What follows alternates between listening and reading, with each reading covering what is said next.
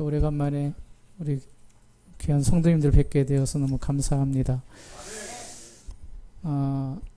암은 아직도 정복해야 될 아주 중한 질병이죠. 최근에 제가 아는 집사님 한 분도 대장암이 걸리셔가지고 연세 세브란스 병원에서 치료를 받고 또 이후에 한 10번에 걸쳐서 항암 치료를 받으셔야 된다는 얘기를 들었습니다. 보통 암 진단을 받으면 본인도 충격이지만 그 주위에 있는 사람들도 큰 절망을 하죠. 그런데 이런 암보다 더 중한 질병이 있다고 저는 믿습니다. 어떤 병이 있을까요? 바로 마음의 병입니다. 이 병은 자신만 걸리는 것이 아니고 남에게도 피해를 주는 병이기 때문에 그렇습니다. 최근에 자주 올라온 뉴스가 하나가 있는데 한강에서 시신 하나가 발견이 됐죠. 근데 손과 발이 다 잘리고 몸통만 발견이 된 거예요. 뭐 손가락이 있어야 지문을 찍어서 그 사람이 누군지 조회를 하는데 그런 것도 할 수 없고, 발견이 됐는데 경찰은 이 사람이 누군가, 도대체 어떻게 죽었는가 알 수가 없었던 겁니다. 근데 시간이 흘러서 한 사람이 자수를 했어요. 일이 어떻게 됐는가 보니까 이 사람이 모텔에 있는 직원인데 이 죽은 사람은 투숙객이고 실갱이가 벌어진 거예요. 그러니까 너무 화가 나가지고 이 사람을 죽였다는 겁니다. 그 사람 이름과 얼굴이 또 공개가 됐죠. 또 며칠 전에는 제주도에서 이제 차를 타고 가는 사람이 이제 차에 앉은 사람을 폭행하는 장면도, 그 영상도 공개가 됐어요. 그 전말을 보니까 때린 사람이 자기가 잘못을 한 거예요. 자기가 차를 운전하다가 자기가 끼어들어 놓고는 그 끼어든 거에 대해서 이제 좀 뭐라고 했던 사람을 찾아와가지고 옆에 부인도 있고 뒤에 아이들도 있는데 창문을 열고 주먹으로 치면서 폭행을 한 거예요. 한 사람이 가진 마음의 문제라면, 마음의 병이라면 그냥 그 사람으로 끝날 거예요. 그런데 이 마음의 병이라는 것은 나만 힘들 뿐만 아니라 다른 사람도 힘들게 해요. 그리고 그 사람을 심지어 죽이기까지도 하죠. 그런데 성경에 보니까 이런 마음의 병은 인류의 시작부터 그렇게 됐다, 그렇게 말하고 있어요. 하나님이 아담과 하와를 창조하시고 그 이후로 자손을 번성케 하셨는데 두 아들을 먼저 낳게 하십니다. 가인과 아벨이죠. 하나님께 제사를 드리는데 아벨의 제사는 받으시고 가인의 제사는 안 받으셨어요. 그러니까 형인 가인이 화가 난 거예요. 왜 내 제사는 안 받고 동생의 제사는 받는가? 마음의 분을 이기지 못해서 동생을 어떻게 했죠? 죽여요. 그때부터 마음의 병이 이런 산으로 이어지게 된 겁니다. 이삭도 두 아들을 낳았죠. 야곱과 에서.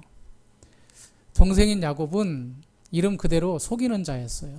그래서 형을 두 번이나 속여요. 형이 사냥하고 와서 배가 고프니까 팥죽 한 그릇과 형된 장자권을 바꾸자고 해요. 그래서 한 번 속였고, 또 한 번은 이제 아버지가 돌아가시고 할 때여서 축복의 시간을 갖고 그 시간을 형에게 줘야 되는데 동생이 그 사실을 알고 자기가 몰래 아버지를 찾아가서 축복권을 받게 됐죠. 이 사실을 한 에서가 어떻게 됐을까요? 그래, 잘했다, 네가 형 해라, 그런 것이 아니고 화가 난 거예요. 성경의 창세기 27장 41절에 보니까 내 아우 야곱을 죽이리라. 두 번이나 나를 속여가지고 장자권을 빼앗고 아버지로부터 축복권을 빼앗은 이 형의 마음이 오죽했으면 이 아우를 내가 죽여버리겠다. 그러니까 어머니가 수습을 하죠. 수습을 해서 동생이 야곱을 자기 오빠가 있는 저기 하란에 밭다 말하면 피신을 시키는 거예요. 너 거기 가서 피해 있어라. 그리고 형의 마음이 수그러들면 다시 돌아올 것을 기약을 합니다. 구약의 사울 왕은 어땠나요? 하나님께서 사울을 왕으로 세우시고 이스라엘 다스리라고 했는데 자기 마음에 안 드는 사람이 딱 나타났어요. 골리앗을 이긴 다윗. 아무도 그 전쟁에서 나가지 못할 그런 형편인데 다윗이 여호와의 이름을 의지하여 나가서 골리앗을 죽여요.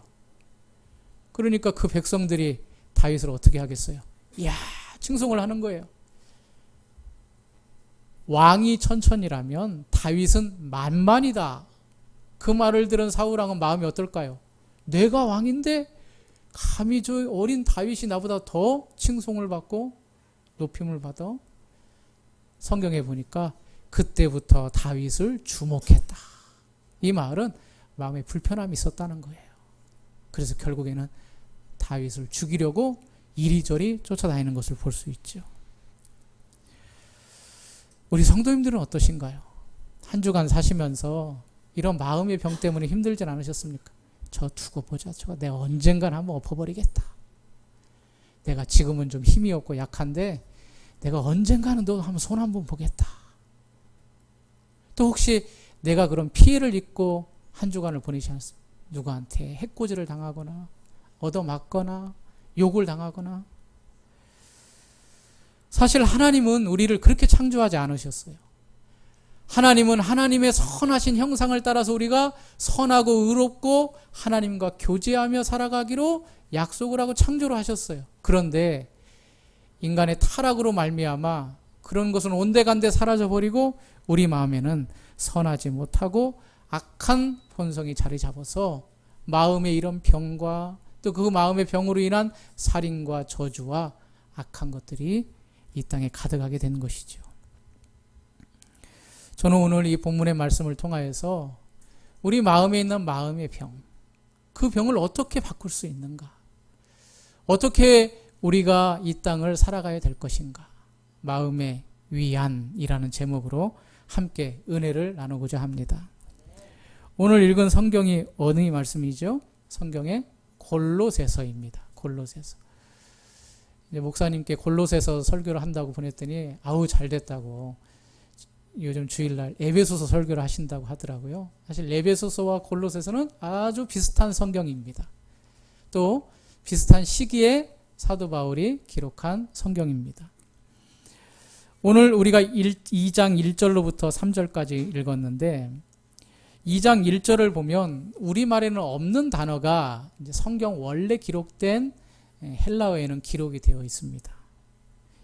2장 1절에 그렇게 말했죠. 내가 너희와 라오디게아에 있는 자들과 물은 내 육신의 얼굴을 보지 못한 자들을 위하여 얼마나 힘쓰는지를 너희가 알기를 원한다. 그런데 그 앞에 어떤 단어가 있냐면 왜냐하면 그 단어가 이제 빠져 있습니다. 왜냐하면 그 단어는 1장의 맨 마지막인 1장 29절과 2장 1절이 연결이 된다. 그런 의미입니다. 그럼 1장 29절 말씀을 알아야 되겠죠. 1장 29절에 사도 바울이 뭐라고 말씀을 하냐면 이를 위하여 나도 내 속에 능력으로 역사하시는 이의 역사를 따라 힘을 다하여 수고하노라. 사도 바울이 일꾼이 되었다고 했어요. 복음의 일꾼. 그 복음의 일꾼으로 열심히 그리스도를 가르치고 각 사람을 훈계하여 영광의 소망이신 예수 그리스도를 각 사람이 잘 배우게 하게끔 내가 힘을 다하여 수고한다.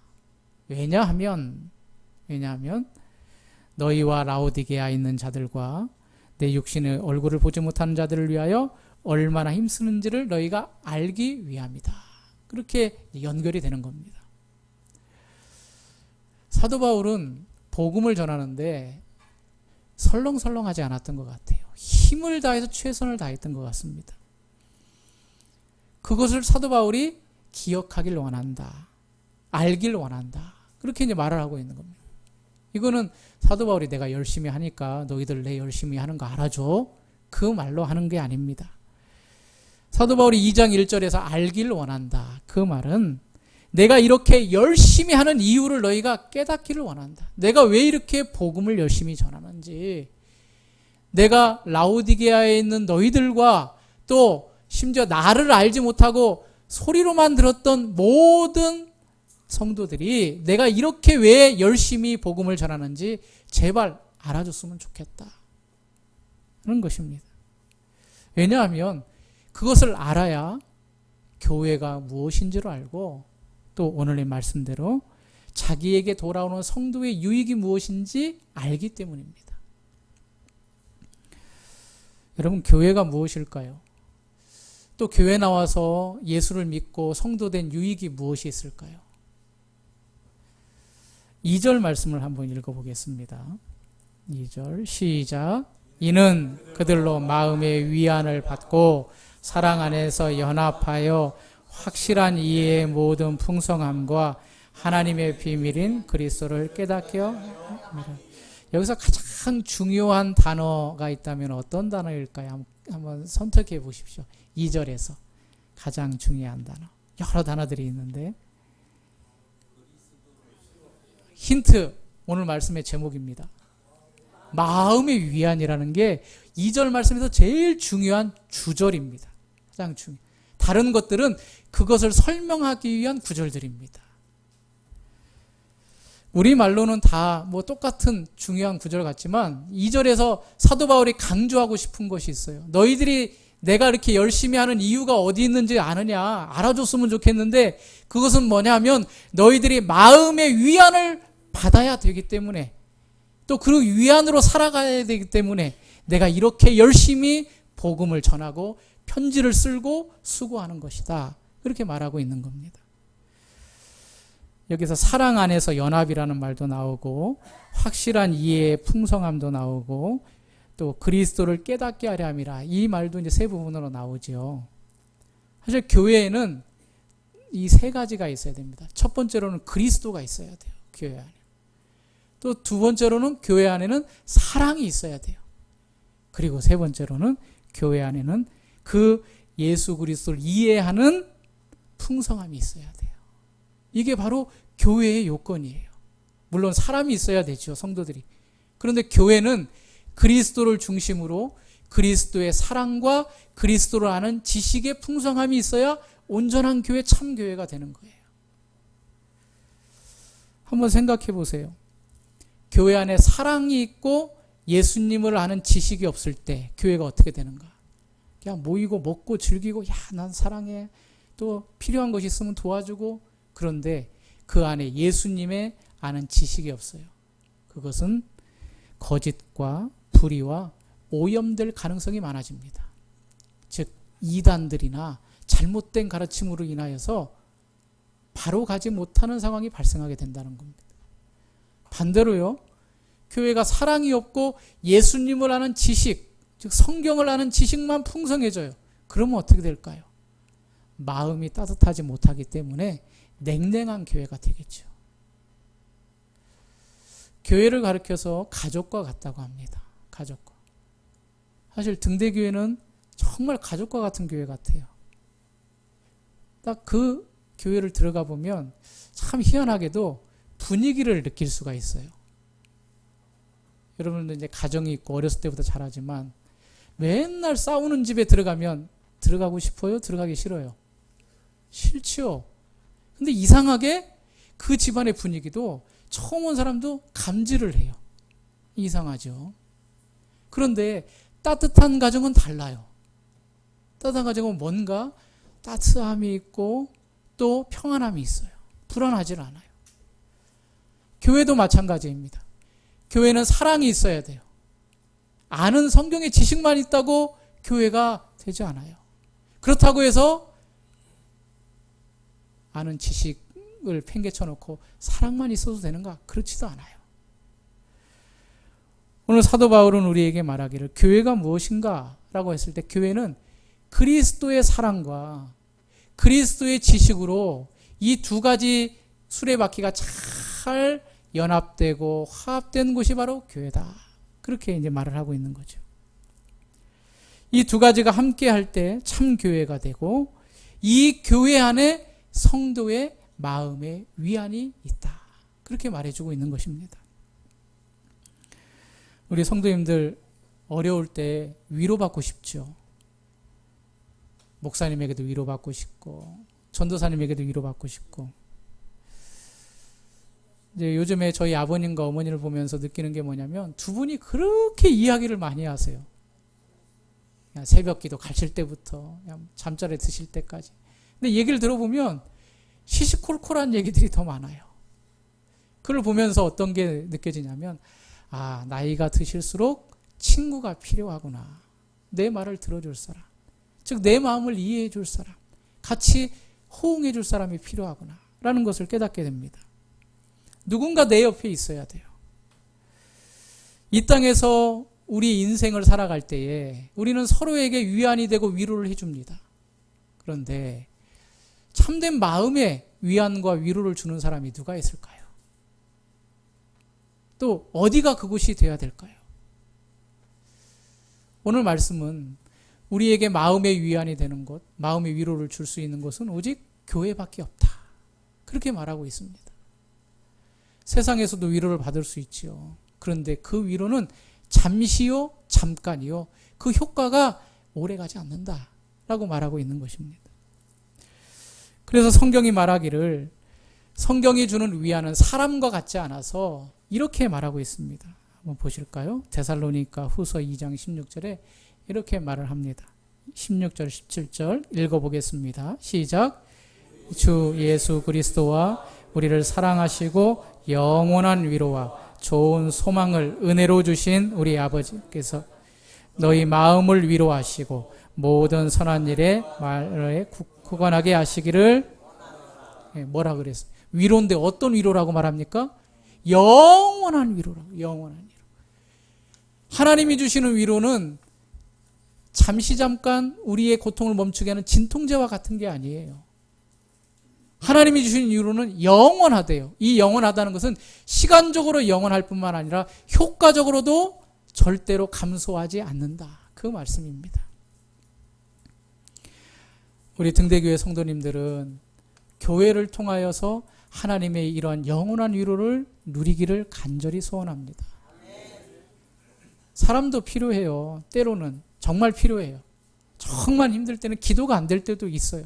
그때마다 찾아가서 잠깐의 위로와 또 권면과 힘을 얻는 사람이 필요해요. 그러나 궁극적으로 우리에게 참된 위로가 되고 우리의 마음의 위안을 줄 수 있는 분은 바로 교회요 그리스도라는 사실을 기억하시길 바랍니다. 어떻게 이러한 위로가 가능할까? 하나님이 주시는 위로가 이렇게 영원할까? 효력이 멈추지 못할까?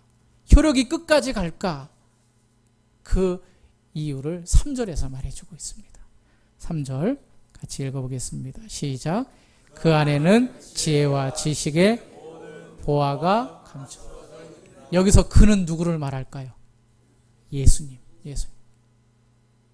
우리에게 줄 수 있는 마음의 위안, 그 위안은 효과와 효력에 있어서 영원한 위로와 위안인데 그 비결은 바로 예수 그리스도 안에 있다. 예수 그리스도는 지혜와 지식의 모든 보화가 감추어져 있다. 즉 그 가치가 이루 말할 수 없다. 그렇게 말하고 있습니다. 예수 안에는 사람의 영혼을 영원히 만족시키는 보화가 숨겨져 있음을 여러분 이 말씀을 통하여 확신하고 믿으시기 바랍니다. 예수 그리스도는 우리의 마음을 위로하는 너무나도 값진 보화입니다. 그러면 우리가 힘들 때 누구를 찾아가서 위로를 받아야 될까요? 누구를 찾아가야 됩니까? 맞아요. 예수 믿는 사람은 예수님의 마음이 위안이 되기 때문에 보화가 되기 때문에 그분을 찾아가는 게 정답입니다. 아멘이십니까? 그런데 참 이상해요. 3절을 보면 이상해요. 여러분 만약에 길을 가다가 5만 원짜리 이렇게 묶여진 거 2다발을 딱 받았어요. 주었어요. 그러면 그것을 말을 합니까 안 합니까? 목사님 나 1,000만 원 주었어요. 11조 100만 원 할게요. 그리고 기도원 가는데 금요기 됐대야 되는데 허참갈비에서 또 한턱 쏘고요. 그리고 어려운 누구 김집사님 좀 도와드리고요. 그렇게 말을 해요? 안 해요. 경찰. 그런데 대부분 저 같아도 아마 살짝 이렇게 뒤돌아보면서 누가 안 받지 하면서 내 주머니로 탁 들어가서 조금씩 그거 다 쓰는 동안 할 때는 너무 즐거울 거야. 나에게 있는 1,000만 아껴 써야지. 이렇게 해야지. 보화를 발견하면 다 그래요. 감추려고 하죠. 그런데 3절 말씀을 보면 모든 보화가 감추어져 있는데 하나님은 그 보화를 누구나 다 찾으라고 말씀하세요. 보화가 있다. 그 보화는 너희에게 마음의 위안을 주는 너무나 가치 있는 것이다. 그 보화를 좀 찾아서 너희도 그 가치를 누려라. 누구라도 찾아오면 그 보화를 내줄 수 있다. 이렇게 말씀을 하시는 거예요. 예수님께서 이 땅에 계실 때 기적도 행하시고 죽은 자도 살리시고 병든 자도 고치실 뿐만 아니라 오병이어의 기적, 칠병이어의 기적도 행하시고 그렇게 말씀을 여러 말씀으로 하늘나라의 법을 가르쳐 주셨어요. 그때 예수님이 많은 부분을 비유로 말씀하셨어요. 비유. 왜냐하면 하늘의 신령한 진리를 그대로 설명하면 우리가 못 알아들으니까 비유로 설명을 하는 거예요. 우리가 그런 얘기 하죠. 쟁반같이 둥근 달. 그럼 달이 어떻다는 거예요? 쟁반이 둥근 것처럼 달이 둥글지. 그렇게 쉽게 비유로 말씀하셨어요. 마태복음 13장이 천국에 대한 비유를 말씀하신 장인데 그 가운데 짧은 두 비유가 연결되어 있어요. 그게 바로 이제 밭에 감추인 보화와 또 진주를 찾는 장사의 비유예요. 한번 읽어볼까요? 마태복음 13장 44절, 45절, 46절 읽어보겠습니다. 시작. 천국은 밭에 감추인 보화와 같으니 사람이 이를 발견한 후 숨겨두고 기뻐하며 돌아가서 자기의 소유를 다 팔아 그 밭을 사느니라.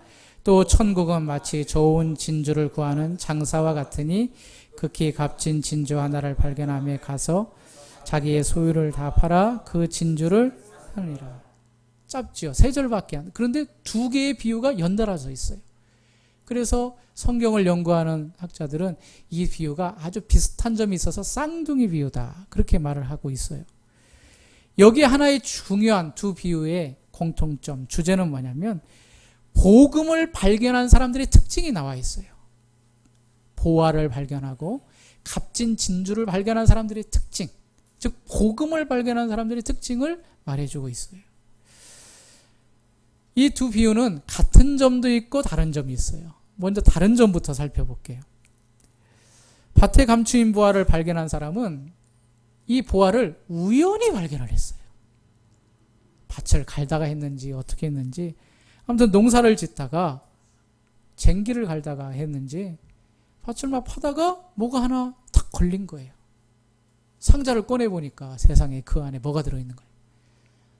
여자님들이 좋아하시는 다이아몬드도 있고 뭐 진주도 있고 또 돈도 있고 동전도 있고 너무나도 귀한 거예요. 또 한 사람은 값진 진주를 구하러 다니는 장사예요. 그의 목표는 진주인데 진주도 하찮은 진주가 아니라 가장 값진 진주. 그러면서 전 세계를 이리저리 돌아다니면서 그 값진 진주를 구하기를 원하는 장사예요. 다르지요. 한 사람은 우연히 발견을 했고 한 사람은 아주 목표를 세워놓고 그 진주를 발견하기 위해서 돌아다니는 거예요. 이것은 구원의 다른 두 유형을 말하고 있는데 복음을 받아들일 때 어떤 사람은 아주 우연찮게 예수를 믿어요. 전도지 한 장으로. 그런 사람들이 있죠. 그런 분들. 예수라고는 생각도 못하고 우리 집안에 예수는커녕 우리 집안은 불교 집안인데 대학교 다닐 때 무슨 일을 할 때 그냥 지나가는 사람이 전도지 한 장 준 거 그거 가지고 예수 믿은 사람이 있었어요. 제 청년 때 신앙생활 때 친구 하나도 주일날 제가 지금도 기억해요. 고등학교 2학년 때인데 예배를 드리는데 어떤 키가 큰 180 가까이 되는 친구가 내 옆에 와서 딱 앉는 거예요. 처음 보니까 이제 반갑잖아요. 또 환영해야 되고. 나중에 이 얘기를 들어보니까 교회를 지나가다가 교회가 보여서 그냥 들어왔대요. 물론 그 전에 이제 교회를 다녀야겠다는 마음이 있었긴 한데 해가지고 그 마음 가운데는 누가 나를 좀 초청했으면 좋겠다. 그런 마음이 들 정도. 그래서 주일날 지나가다가 교회가 있는 걸 보고 들어와서 그때부터 지금까지 예수님을 잘 믿고 있어요. 그런데 어떤 사람의 경우는 내가 진리를 찾아야겠다. 목적을 세우고 하나님을 찾으러 다니는 사람들이 있어요. 진리가 어디에 있는가? 불교의 진리가 있을까? 아니면 정말 기독교의 진리가 있을까? 아니면 다른 종교의 진리가 있을까? 하면서 종교를 찾아다니는 사람이 있어요. 이게 바로 다른 거죠. 우연찮게 예수님을 만나든 아니면 진리를 찾아서 예수님을 만나든 이렇게 다양하게 예수님을 만날 수 있다는 것을 말해주고 있어요. 또 하나 다른 점이 있죠. 그들의 신분이에요. 보화를 발견한 사람은 농부예요. 근데 성경을 잘 보면 이 농부는 자기 밭을 짓는 농부가 아니었어요. 왜냐하면 자기가 나중에 땅을 샀기 때문에. 소작농이라고 하죠. 1년에 얼마씩 주인에게 돈을 줘요. 아니면은 쌀을 줘요. 그리고 1년 동안 농사를 지어서 그 나머지를 자기가 갖는 거예요. 그러니까 가난한 사람이에요. 그런데 진주를 구하는 사람은 아주 부자예요. 이 사람은 돈이 많았어요. 그래서 배를 타고 전 세계를 다니면서 값진 진주 하나를 찾기 위해서 모든 노력을 다하는 사람. 이게 다른 점이에요. 그런데 공통점이 있다는 거예요. 공통점은 뭐냐면 이들이 보화를 발견하고 그리고 진주를 발견한 이후에 동일한 점이 있어요. 동일한 점은 자기의 모든 소유를 다 팔아서 보화를 사고 진주를 샀다는 거예요. 자기의 모든 것을 다 팔아버렸어요. 이게 같은 점이에요. 가난했던 농부도 자기의 전 재산을 다 팔아서 그 땅을 사고 값진 보화를 얻었고, 값진 진주를 원하는 이 장사도 자기의 모든 재산을 다 팔아서 그 진주 하나를 산 거예요. 이게 바로 그들의 공통점. 무엇을 말하는가? 복음의 가치를 발견한 사람은 자기의 모든 것을 다 판다는 거죠. 자기의 모든 것을 다 팔아버린다는 거예요. 왜냐? 그것의 가치가 자기가 있는 모든 것보다 더 가치 있다는 걸 알기 때문에. 오늘 말씀에서 사도 바울이 말하는 게 그거예요. 3절에 그랬죠. 그 안에는 지혜와 지식의 모든 보화가 감추어져 있느니라. 예수님 안에는 이 땅의 어떠한 것을 다 모아놓은 가치보다 더 귀한 가치가 그 안에 있기 때문에 그 가치 하나만 있다면 다른 것은 다 소용이 없다. 그 의미로 말씀을 해주고 있는 거예요. 그 그리스도의 사랑과 그 그리스도의 지식의 부요함을 가지고 있는 교회에서 우리가 그 안에 나아갈 때 우리가 마음의 위안을 얻고 위로를 얻을 수 있는 것이다.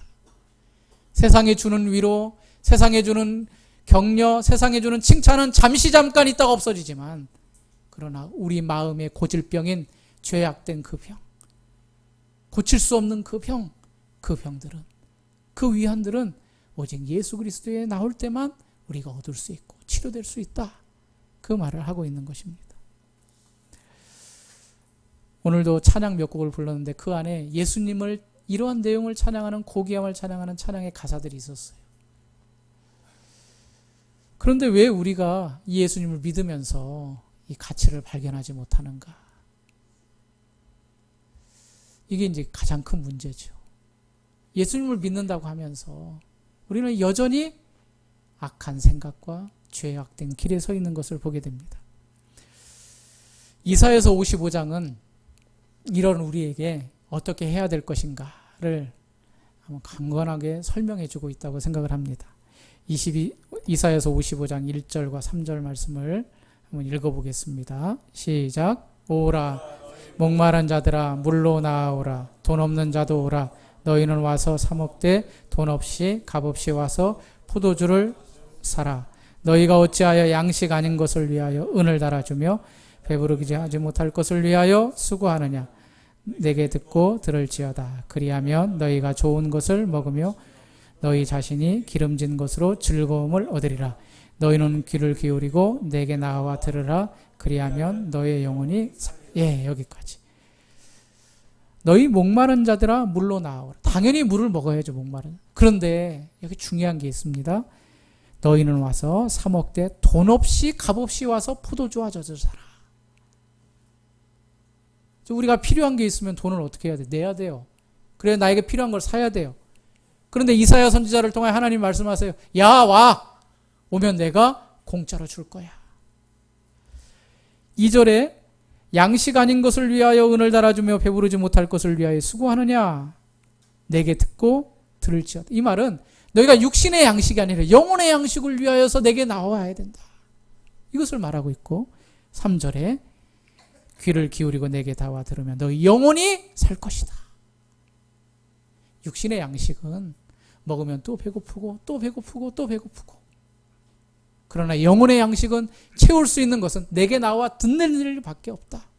들어야 너의 영혼이 살아나고 즐거움이 있다. 그렇게 이제 말을 하고 있습니다. 그러면서 55장 6절 7절에 이렇게 말하고 있습니다. 우리 마지막으로 한번 읽어볼까요? 시작. 너희는 만날 만할 때에 찾으라. 가까이 계실 때에 그를 부르라. 악인은 그 길을, 불의한 자는 그 생각을 버리고 여호와께로 돌아오라. 그리하면 긍휼히 여기시리라. 우리 하나님께로 나아오라. 그가 널리 용서하시리라. 하나님이 옆에 계신다는 거예요. 하나님은 기다리고 계신다는 거예요. 오늘 말씀대로 하면 지혜와 지식의 모든 보화가 우리 옆에 있어요. 그럼 그것을 어떻게 해야 되는가? 우리가 찾고 구해야 된다는 거예요. 그런데 그 방법이 뭐냐면 나에게 있는 것을 버려야 된다는 거예요. 불의한 생각들, 또 악인의 길들, 그 길에서 돌아서야 된다는 거예요. 마치 농부가 자기의 가진 재산을 다 버리고 값진 진주를 찾는 장사가 자기의 있는 소유를 다 쏟아 부었듯이 다 버려야 되는 거예요. 그리고 그 값진 진주 하나를 찾고 값진 보화를 찾는 것처럼, 가지는 것처럼 우리가 있는 악한 생각들, 악한 길들, 그것들을 버려야 된다는 거예요. 그리고 귀를 기울이라는 거예요. 누구에게 귀를 기울입니까? 예수 그리스도에게 귀를 기울이라는 거예요. 그렇게 될 때 우리 마음에 평안이 있고, 우리 마음에 위로가 있고, 오늘 말씀대로, 이사야서 말씀대로 영원히 사는 놀라운 역사가 있어진다고 말씀하고 있습니다. 위대한 보화를 발견한 사람들은 자기의 모든 것을 다 팝니다. 판다는 것은 자기가 사랑하는 것들을 다 접어둔다는 이야기예요.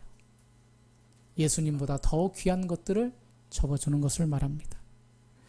사실 돈도 벌어야 되고 공부도 해야 되고 내 자존심도 세워야 되고 내가 좋아하는 취미생활도 해야 돼요. 하나님이 우리에게 주신 은혜예요.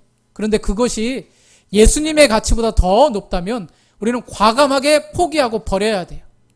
그것이 예수님을 섬기고 예수님을 예수님 되게 하는 길을 막는 길이라면 돈도 버려야 되고 내 자존심도 버려야 되고 내가 좋아하는 것들을 다 버려야 돼요. 오직 우리의 가치는 누구에게만 있는 거예요? 예수님께만 있어야 돼요. 예수님보다 더 우선하고 더 중히 여기고 더 사랑하는 것이 있는 사람은 사실은 참 그리스도인이라고 볼 수가 없어요. 예수님께서도 우리에게 분명히 말씀하셨어요. 너희 가족을 버려야 된다. 너희 형제를 버려야 된다. 심지어는 내 자신도 버려야 된다. 예수님보다 더 가치 있는 것이 없기 때문입니다. 이런 면에 있어서 구약에 있는 야곱은 인간적으로 보면 참 속이는 사람이었지만 그는 분명한 목표가 있었어요. 바로 천국이에요. 하나님을 사랑하고 그것에 있었을 때는 절대로 양보하지 않았던 사람이에요. 그래서 성경은 그 형 에서에 대해서 망령된 자라고 말하고 있어요. 그냥 팥죽 한 그릇에 자기의 창작권을 팔아버렸어요. 가치가 어디에 있는가를 중요하게 생각하지 못했던 사람이죠.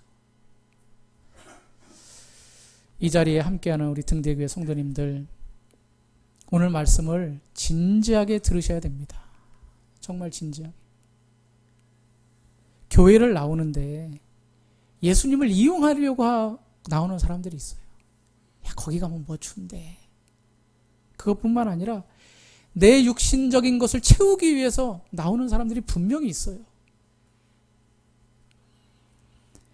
내가 예수님을 믿고 내가 받은 축복이 무엇인지를 생각한다면 오히려 내가 가지고 있는 것을 버리고 교회에 나오고 교회에서 가장 가치 있는 것을 발견을 하고 마음의 위안을 얻어야 됩니다. 이런 등대교회 성도님들이 다 되시길 바랍니다. 오늘 하나님은 여러분에게 이렇게 말씀하십니다. 하나님을 염두에 두지 않는 악한 생각들이 있느냐? 불의한 생각들이 있느냐? 악한 길들이 있느냐? 늘 과감하게 버려버려라. 내가 생각하는 가치들 가운데 예수님보다 더 큰 가치를 위해서 일하고 있거나 살고 있다면 단호하게 그것을 내다 버려야 된다. 죄와 악과 내 의와 또 내 자랑이 주님보다 앞서 있다면 그것을 당연하게 버려야 된다. 그렇게 말씀하고 있습니다.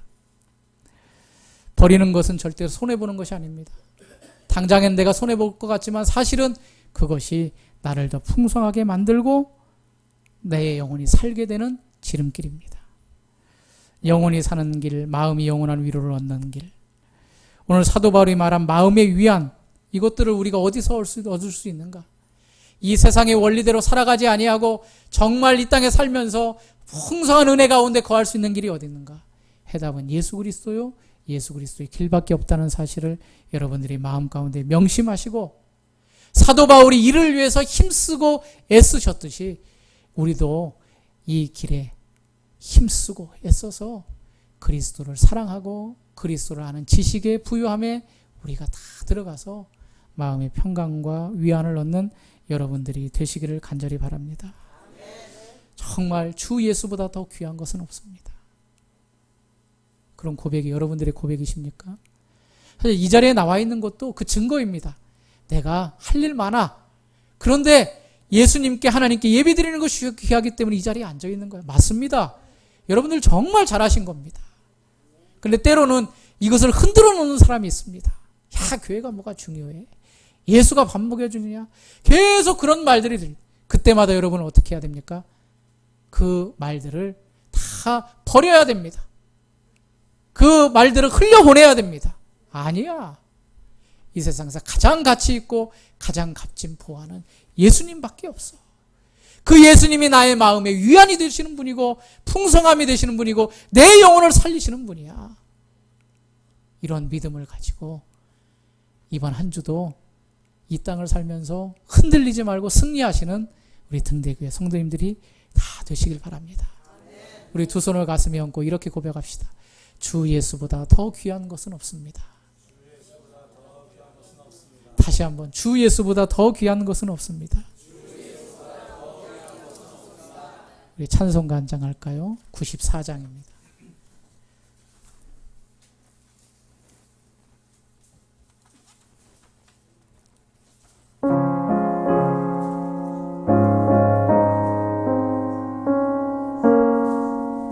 말씀을 생각하면서 주 예수보다 더 귀한 것은 없네. 이 세상 부귀와 바꿀 수 없네. 영죽은 내 대신 돌아가신 그 놀라운 사랑 있지. 우리 2절 할까요? 주 예수보다 더 귀한 것은 없네. 주 예수보다 더 귀한 이 세상 명예와 이 세상 명예와 바꿀 수 이전에 즐기던 이전에 즐기던 주 사랑하는 마음, 주 사랑하는 마음.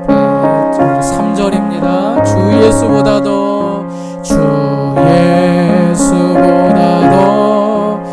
귀한 것으로 이 세상 행복과 이 세상 행복과 바꿀 수 유혹과 핍박이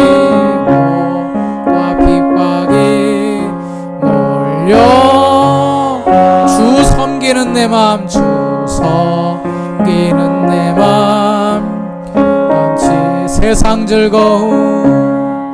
세상 즐거움 다 버리고 세상 자랑 다 버렸네.